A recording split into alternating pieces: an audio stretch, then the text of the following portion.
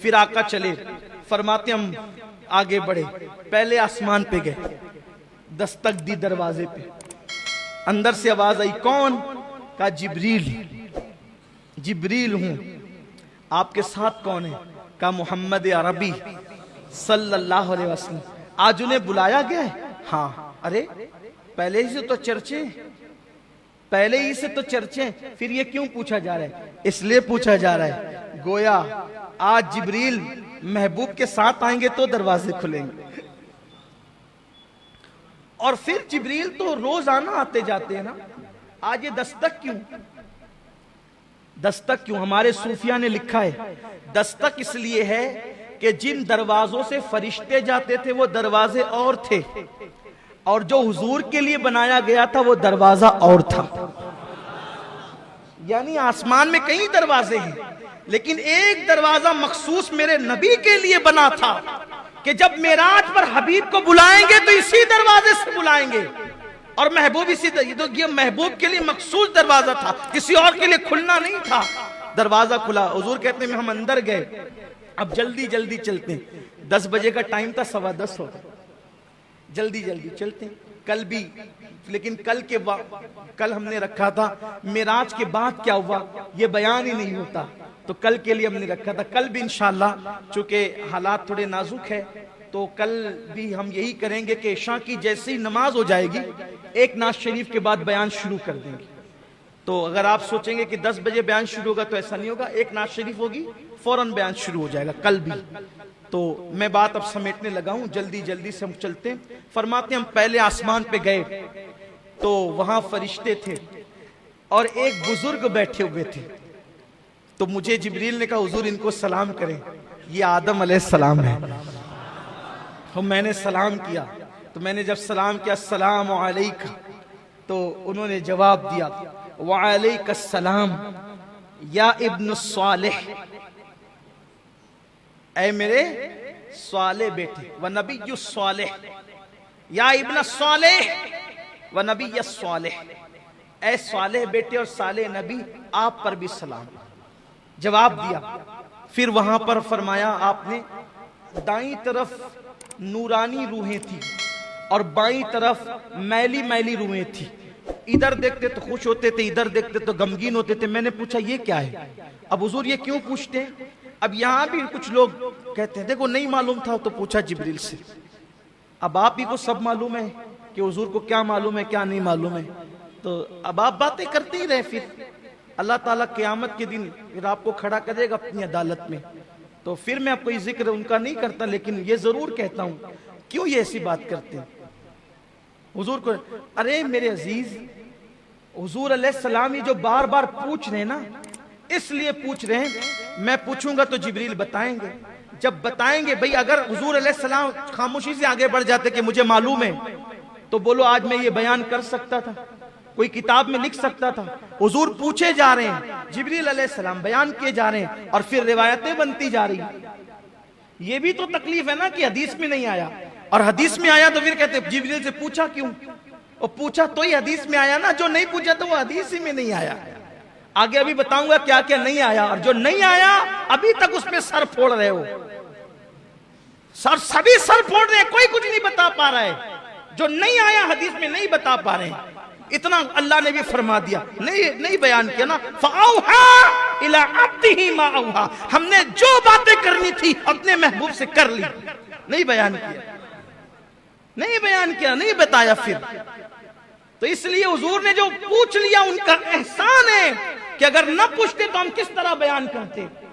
तो फिर आगे बढ़े दूसरे आसमान पे, फिर दूसरे आसमान पर पहुंचे तो फिर वहां हमारी मुलाकात दो खालाजाद भाइयों से हुई, हजरत ईसा अलैहिस्सलाम से और उनके खालाजाद भाई हजरत याहया अलैहिस्सलाम से। फरमाया दोनों जवान हैं और ऐसा लगता है जैसे अभी नहा के निकले हैं। हुजूर ने पूरा होलिया बयान किया, अभी नहा के निकले, उनकी जुल्फों से पानी के कतरे ऐसे टपक रहे थे, वो चांदी के मोतियों की तरह, खड़ा खड़ा नक्शा फरमाया। और दोनों थे वहां पर, बड़े पाकीज़ा सुथरे जवान थे। फिर उनको हमने सलाम किया, उन्होंने भी हमारा इस्तकबाल किया। फिर तीसरे आसमान पर पहुंचे, वहां हमने बहुत खूबसूरत नबी को देखा, वो हजरत यूसुफ अलैहिस्सलाम थे। यूसुफ अलैहिस्सलाम की जियारत वहां पर की। फिर उसके बाद फरमाया हम चौथे आसमान पर पहुंचे। चौथे आसमान पर पहुंचे तो वहां हमने हजरत हारून अलैहिस्सलाम को देखा, उनको सलाम किया। फिर उसके बाद कहा हम पांचवें आसमान पर पहुंचे तो हम माफ कीजिएगा, हम चौथे आसमान पर पहुंचे तो हजरत इदरीस अलैहिस्सलाम की जियारत की, उन्हें सलाम किया। फिर पांचवें पर पहुंचे तो हजरत हारून अलैहिस्सलाम की जियारत की, उन्हें सलाम किया। छठे आसमान पर पहुंचे, हजरत मूसा अलैहिस्सलाम मिले, उनको सलाम किया तो वो रोने लगे, देख कर रोने लगे, कहने लगे ये जवान मेरे बाद आया, क्या मर्तबे पाया, ये जवान मेरे बाद आया, क्या मर्तबे पाया कि इसकी उम्मत सबसे ज्यादा जन्नत में जाएगी, इसके पैरोकार सबसे ज्यादा होंगे। अल्लाह ने इसको क्या शान अता की। ये रोना हसद की वजह से न था, इस वजह से था कि बड़ी मेहनत की हजरत मूसा अलैहिस्सलाम, बहुत मेहनत की, लेकिन आपकी कौम बड़ी निकम्मी, बड़ी नालायक कौम, ऐसे ऐसे ताने दिए, नबी को बहुत सताया। लेकिन ये मेरे आका अलैहिस्सलाम, देखो दोनों में फर्क बताऊं, दोनों की कौम में फर्क। मूसा अलैहिस्सलाम चले अपनी उम्मत को लेके, का लड़ना है, लड़ना है, कौम से लड़ना है, दुश्मनों से। कौम ने क्या जवाब दिया बताए, आप लड़ो और आपका रब लड़े, हम तो यहां बैठ के तमाशा देखेंगे। ये कौम मूसा है और मेरे नबी के सहाबा।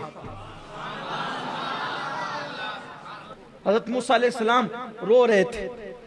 बहरहाल हुजूर अलैहिस्सलाम वहां से निकले, सातवें आसमान पे इब्राहीम अलैहिस्सलाम, वो बैतुल मामूर को टेक लगाए बैठे थे। ये बैतुल मामूर क्या है, काबे के ऐन ऊपर सातवें आसमान पे, फरिश्तों का किबला है, उसको कहते हैं बैतुल मामूर। उसको क्या कहते हैं, बैतुल मामूर उसको कहते हैं। हाँ, सातवें आसमान पर। अब तेजी से चलना था तो तेजी से चलते हैं। जैसे माह मुहर्रम में कम से कम 5 दिन हम लोग महफिल करते हैं ना, ऐसे मेराज के लिए भी कम से कम 5 दिन महफिल, कम से कम 5 दिन होनी चाहिए। तो एक एक बात हो, पहले आसमान पे क्या हुआ, बड़े मजे हैं, बड़े मनाजिर हैं।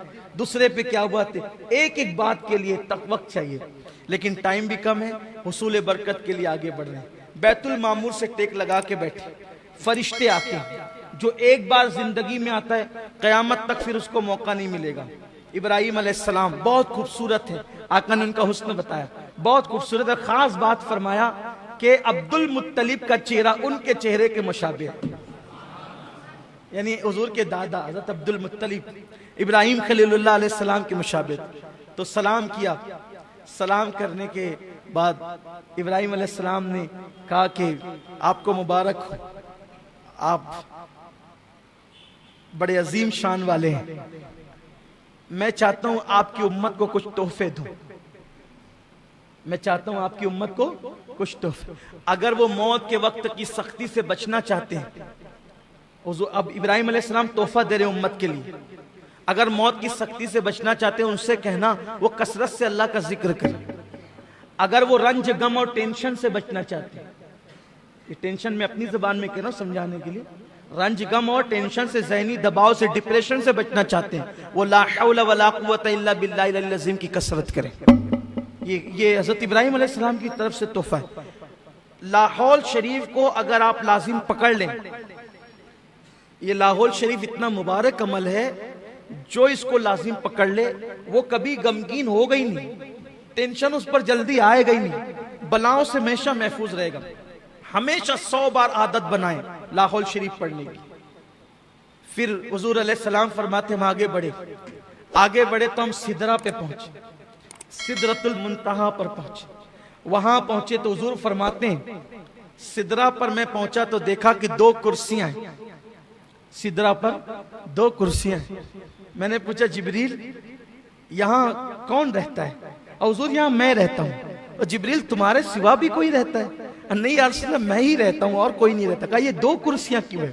कहा या रसूलल्लाह जब से मैं पैदा हुआ हूं 2 ही देखता हूं, जब से पैदा हुआ 2 ही देखता हूं। मैंने मेरे अल्लाह से पूछा था अल्लाह रहता मैं अकेला हूं, ये 2 कुर्सियां क्यों हैं? तो मेरे अल्लाह ने मुझसे फरमाया जिब्रील मेराज पे महबूब को बुलाएंगे,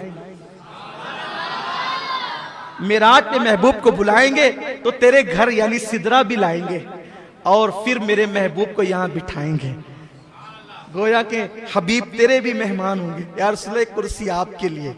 आका अलैहिस्सलाम ने जो है वो फरमाया कि सिदरा जो है देखने में बज़ाहिर बेरी के दरख्त की तरह एक दरख्त है।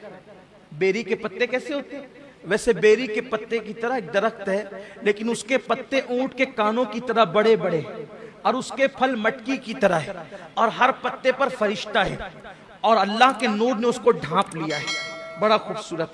हालांकि हम इसको नहीं कह सकते कि ये दुनिया के बेरी के पत्ते की तरह, वहां की जो चीजें वो दुनिया की तरह नहीं है, सिर्फ समझने समझाने को है।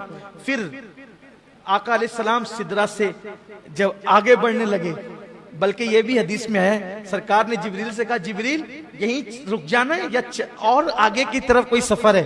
तो हुजूर सफर तो आगे भी है। कहा फिर चलो, अब देर क्यों करते हो, चलो। तो अर्ज की नहीं या रसूल अल्लाह मैं नहीं आऊंगा। अरे थोड़ा सा समझने के लिए बताऊं, किसी ने कहा चलो भाई साथ चलते हैं, लेकर चले अनजान रास्ते पर और लिए गए और उसके बाद गोया मिसाल के तौर एक समझाने के लिए जाना था मुंबई को, लेकर नासिक तक साथ गए और नासिक ले जाके कहा अब हम नहीं आएंगे, जो कभी मुंबई गया ही नहीं हो उसके लिए तो कांटों से खून नहीं, आंखों के नीचे अंधेरा छा जाए, यही तो होगा। अरे अगर भाई तुझे यही करना था मेरे वतन से यहां तक लाकर बेवतन किया क्यों? अब तू छोड़ेगा तो मैं कैसे जाऊंगा? यही तो है, अनजाना रास्ता हो तो यही होगा, कभी गए नहीं हो तो यही होगा।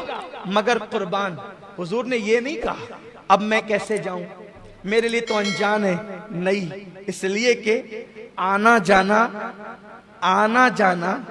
तो हर आदमी का अपने घर होता है, आना जाना तो हर आदमी के अपने घर होता है। तो हुजूर आने से पहले कहां थे?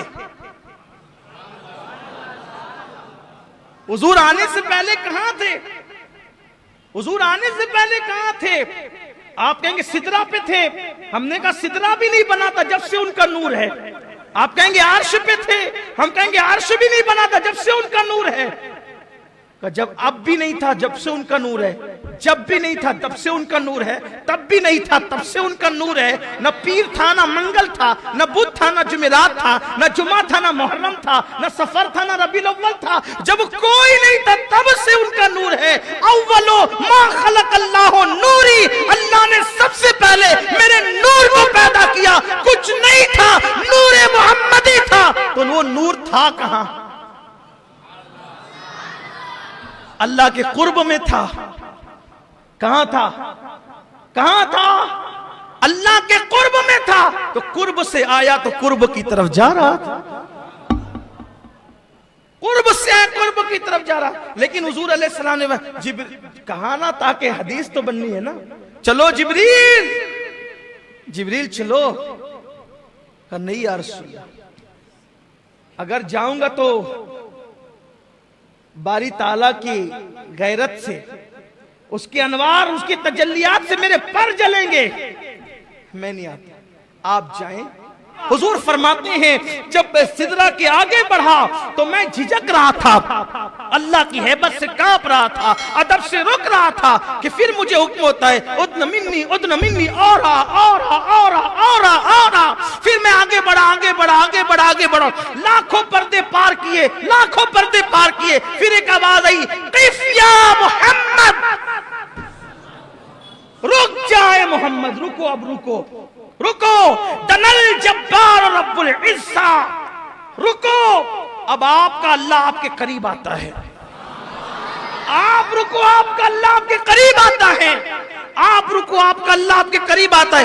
इन्ना रब्बका युसल्ली, और दुरूदों के गजरे लेकर के आता है, आप पे रहमतें निछावर करते आता है। वो अल्लाह जो आने जाने से पाक है, वो अल्लाह जो उतरने चढ़ने से पाक है, उसकी शान है। हदीस पे ईमान है, हदीस पर अकीदा है। लेकिन अल्लाह ने क़िफ़ या मोहम्मद दनल जब्बार रब्बुल इज़्ज़ा, आपका रब आपके करीब है। निशानी। मुझसे एक साहब ने कहने लगे, अल्लाह तो आने जाने से पाक है ना सैयद साहब, अभी वो कैसे करीब आता है? मैंने कहा कि आप ही लोग भी तो बोलते हो ना कि रात के आखिरी हिस्से में अल्लाह